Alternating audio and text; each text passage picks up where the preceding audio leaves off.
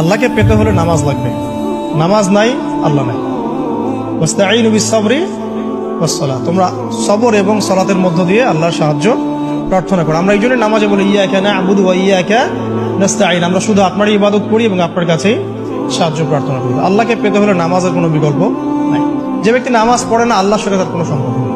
আপনি যে কোনো কিছু চাচ্ছেন, সেজদায় পড়ে আল্লাহর সামনে আত্মসমর্পণ করেই চাইতে হবে। আল্লাহ পাক কি বলেছেন? সেজদা করো, নিকটবর্তী হও। ব্যাখ্যা অনেক করা যায়, নামাজ না পড়লে কিন্তু মানুষ কুফরিতে লিপ্ত হয়।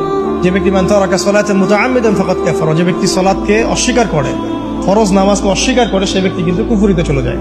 বাইনা রাজুলি ওয়া বাইনা শিরকি ওয়াল কুফরি তারকুস সালাহ, একজন মুমিন বান্দা এবং অমুসলিমদের মধ্যে পার্থক্যই নামাজ।